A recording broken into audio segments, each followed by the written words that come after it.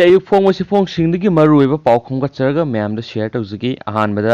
कोविड-19 की लाइसत मी मरी लेखिद्रे पुनः चामग तराग हुमदोई सूरे हौखिब पुंग कुनग मरीद कोविड पॉजिटिव ओइब नुपा अहुमग नुपी अमग लेखिदबग लोइनना स्टेट असिदा कोविड-19 की लाइसत लेखिदब मीगी मसिंग पुनः चामग तराग हुमदोई सुख्रे लेखिद्रब मरी अदु अनिने चुचांपुर डिस्ट्रिक्ट तगी अदुगा अनिने इम्फाल ईस्ट डिस्ट्रिक्ट अमसुम चांदेल डिस्ट्रिक्ट तगी अमममने चुचांपुर डिस्ट्रिक्ट की अनि अदु चुचांपुर डिस्ट्रिक्ट हॉस्पिटल के आइसोलेशन वार्ड लेखिदबने इम्फाल ईस्ट डिस्ट्रिक्ट की दुना Shija hospital and research institute Langol अदुगा चांदेल डिस्ट्रिक्ट की अदुना कक्सिंग लैबा जीवन हॉस्पिटल लेखिदबने हारी चुचांपुर डिस्ट्रिक्ट हॉस्पिटल लेखिदब अनि अदुदी जीवन बैंक दगी एस लनखन पाव सही मार्फुग मरी अमसु बी खाम्बुम सही हुंफुग तरेनी सिज हॉस्पिटल लेखिदब अदुना बामोन लेकाइदगी सीएस देवेंद्र सही मार्फुगनी थोइनी अदुगा जीवन हॉस्पिटल लेखिदब अदुना फुनाल मरिंगदगी सीएस तुंगसिल सही हुंफुग हुमदोइनी S लनखन pav अमसुम B खाम्बुंग मथंग Cina ngasi nungtul pung ani makhairom amasum nungtul pung ohum rom tabada leikidabani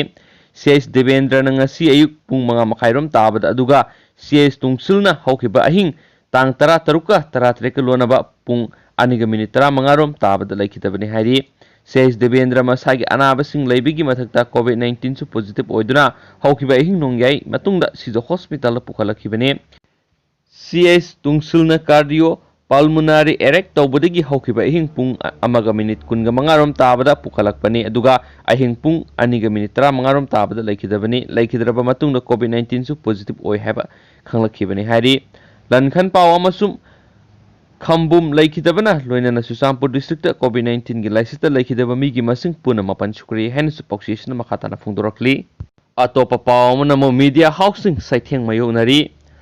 HBO WBTV channel sandok lep lagani hawkiba sei English singani taramapan gi aroiba saruk gi malem gi lebak sing COVID-19 gi laisit asi pak sana sandoraktuna mausa gi punsita sound akaiba piduna lakliba sida miyamda I pak sandokpagi thabak tawriba media housing su laisit asi gi saitheng mapung phana mayoknari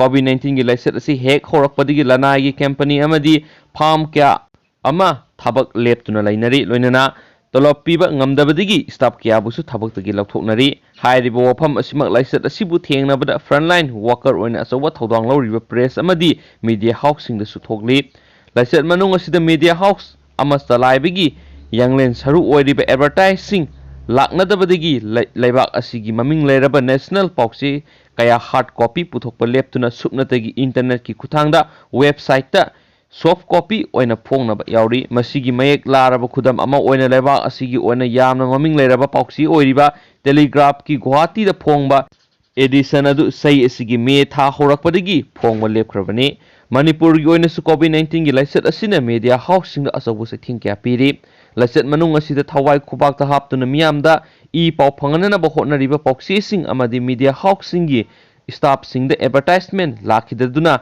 sale yamna mangba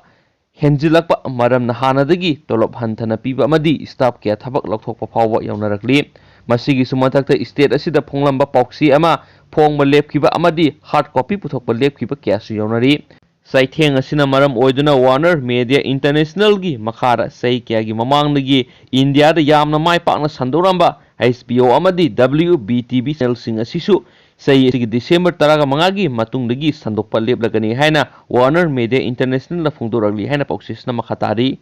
atopa paw amana mo singhat yauduna Congress ki mere mari laukthokre CM gi wafam ma ki MLA singbu phatte utpani Moirangthem Okendro November 3 pangthokadoriba by election na Congress party na singat A sida mirep thadoktre atai assembly constituency mari da mirep oigadaba singi ming laukthokre Indian National Congress INC na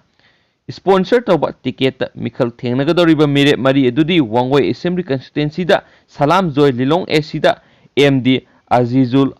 Haq Khan Wangjing Tentha AC da Moirangthem Hemanta amadi Saitu ST AC da Lantinthang Hawkifne Manipur Pradesh Congress Committee ki President M Okendro na pauksi AC ki unabada hai singat AC ki onadi Congress Party ki merep ona thagatana wakhalon manaba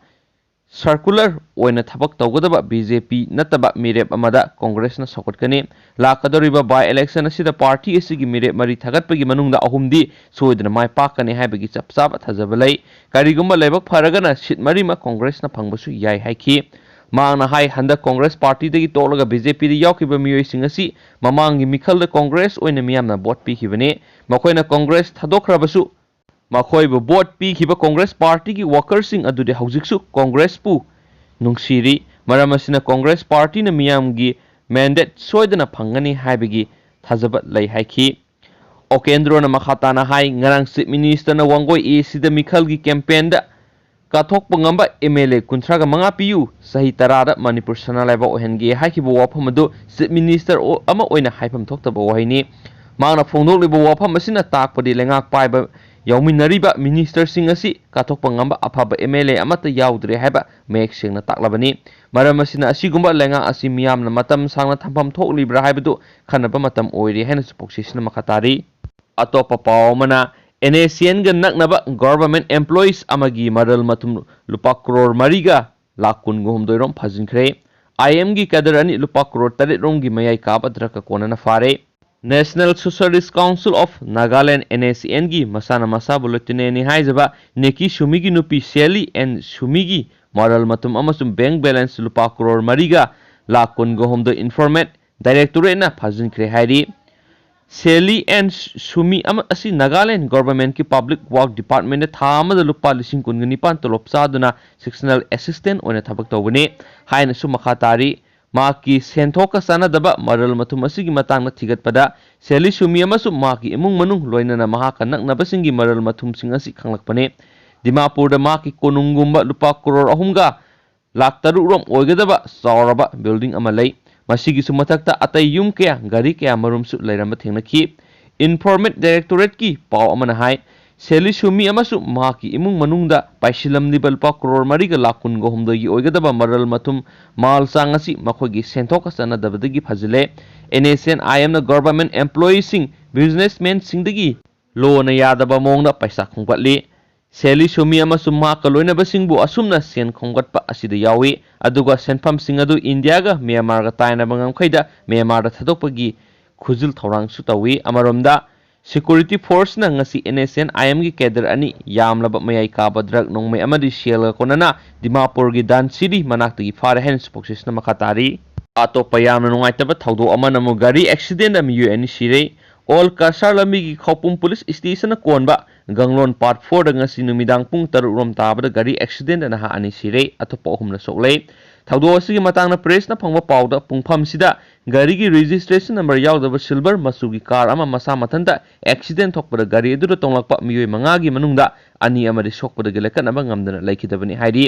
laikidraba miyoi ani edu gi maming matha press na phangma ngamdri aduma pu laikidraba na ha ani edu langol dagi amaga oripok dagi amaga oiramba yai thawdok tu da soklaba miyoi ahum amasu manak nakpo hospital puduna laikan akhre hana spokes na makhatari loshilakpo na maru oiba paw khara namo mirot oikraba rapist convicts Timothy phanabagi thabak yengsinana ba high court na khankhre Susampur gi Bethlehem Bank da salaiba Eastern Children's Home gi administrator Timothy Lanmunmoi sangsana home sigi sei nauribi nupi macha singi ikai khumnaba mangan bikhibagi matangda lokhatpa case ki wayel da phadok pikraba CN kiduna mirot oikhibadigi high court na register tawduna lokhatpa public interest litigation amagi order da miyu esi phanabagi damak special team ama siamlaga Inspector General of Police IGP intelligence da monitor tawna ba high court na khankhre rapist convict asina mirror oikibagi mayokta high court of Manipur na lokhatpa public interest litigation asigi number 9 of 2015 ni petition asigi respondent sing na state of Manipur amasum mari lenaba official anini loshilakpo oina Zeri lambi da IM gi miyoi khrana driver sing da ot naiba sathare National Highway number 37 Impal Ziribum lambi gi tuwan ba mafam khara da naga larhawlup NACN IM gi miyoi khrana lambi da posai puduna lakpa truck driver sing namduna gari khamlaga lupa lising masonga lom laure gari khamu yadraga nungna thaba gari khamlaga driver phubi bita natana sel munbagi thawong su sathare truck driver खरना फोंदोरपगी मतुंगिना हौजिक लंबी असिदा यामना कन्ना NSNIM गी मियोय मरी मंगाना गाड़ी खामलगा सेल लौरिबा मफम असी नुंगबा पुलिस स्टेशन गी मनुंग चनबा नुंगबा गी ऑयल पंप मखा युम खरा ताबा एरिया नुंगकाव अमदी सिकिलांगी एरिया ने हाइरिबा मफमसिंग असिदा पोट पुदुना लाकपा ट्रक अमममदगी लुपा 5,500 लौबदा नतना बिलामती येन मचिंजाक पुबदना गाड़ी ट्रिप खुदिंगी गाड़ी अमममदगी लुपा 2,000 नत्रगना 5,000 नमदुना लौरी सेल याउद्रे हायरगना फूबदा नतना मसादा याव सेल लोइना मुनबी हायरी मसिगी मथक्ता सहीगी ओइना टैक्स नि हायदुना सका तरुक पानबा ट्रकना सहीदा लुपा 3,000 तगी लुपा 9,000 फाव लौरी गाड़ी सका 10 अमरी 10 निथोय पानबना लुपा 15,000 नमदुना लौवी हायरी पोट पुदना सत्पा गाड़ी दगिना लुपा 100 लौवी हायरी गाड़ीगुंबा गाड़ी खामदना थौरुबदना गाड़ीदा नुंग थाबगा लोइना तानरगा गाड़ी ड्राइवर फुबीरी लंबी असिदा सिक्योरिटी पोस्ट अमदी पुलिस न सिंगबसु लैरिबनी लोगी वांगमदा लंबी असिदा लैबा NSNIM गी मियोय खरना नमदुना गाड़ी खामलगा लोगी वांगमदा सेल लौरिबसि लेंगाकना मियेंग संबियु हाइनसु पॉक्सी सि कुतांगना मखाताना फोंदोरगली थैंक यू।